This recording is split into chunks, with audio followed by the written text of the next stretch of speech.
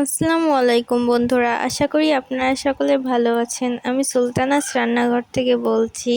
আজকে আপনাদের জন্য নিয়ে এসেছি ঝটপট মিষ্টি আলুর নাস্তা। এজন্যই আমি প্রথমে 3টি মিষ্টি আলু নিয়ে নিয়েছি। এখন এই মিষ্টি আলুগুলোকে সিদ্ধ করে নিব। এখন আমি এই মিষ্টি আলুগুলোকে ম্যাশ করে নিব। এখানে আমি একটি কাঁটা চামচ ব্যবহার করছি।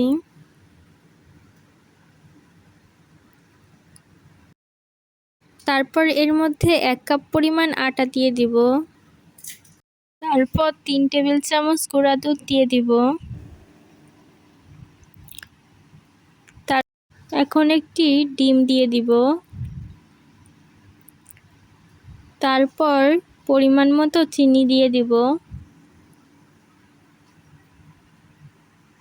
তারপর সবগুলো উপকরণকে খুব ভালোভাবে মিক্স করতে হবে। এই পর্যায়ে এর মধ্যে স্বাদ মতো লবণ দিয়ে দিব। লবণ দিয়ে আবারও খুব ভালোভাবে মিক্স করে নিতে হবে। দেখুন, আমার ঠিক এরকম একটি ডো তৈরি হয়ে গিয়েছে। এখন আমি আমার হাতে কিছু পরিমাণ ঘি লাগিয়ে নিয়েছি। এখন এই ডোগুলোকে চ্যাপ্টা এবং গোল মতন করে একটি শেপ দিয়ে দিব।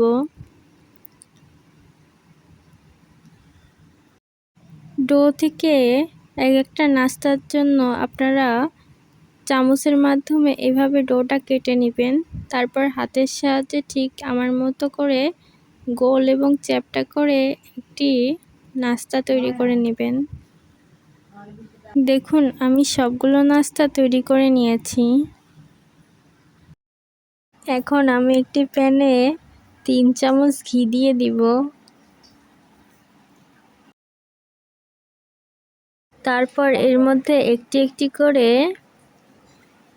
নাস্তা দিয়ে দিব। এ পর্যায়ে চুলার আঁচটা মিডিয়াম হিটে রাখবেন।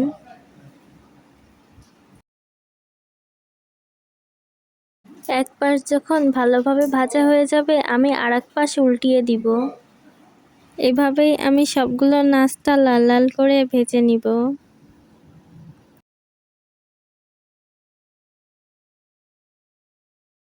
দেখুন, আমার নাস্তাগুলো কত সুন্দর হয়েছে। এই নাস্তাগুলো আসলে বাচ্চাদের জন্য খুবই হেলদি এবং স্বাস্থ্যকর। আবার যেসব বাচ্চারা মিষ্টি আলু খেতে চায় না, তাদেরকে আপনারা ঠিক এইভাবে নাস্তা বানিয়ে খাওয়াতে পারেন। এটার স্বাদও অনেক বেশি হয়। বড় থেকে ছোট সবার জন্য এটি পারফেক্ট একটি নাস্তা। দেখুন, আমার নাস্তাগুলো কত সুন্দরভাবে ফুলে ফুলে উঠেছে। এখন আমি এই নাস্তাগুলোকে এক একটা করে উঠিয়ে নিব। তাহলেই তৈরি হয়ে গেল আমার সবগুলো মজাদার নাস্তা। এটা দেখতে যতটা সুন্দর, এর স্বাদ তার থেকেও 2-3 গুণ পরিমাণ বেশি। আপনারা অবশ্যই এটা একদিন বাসায় ট্রাই করে দেখবেন। আর ভিডিওটি ভালো লাগলে লাইক সাবস্ক্রাইব করে পাশে থাকবেন।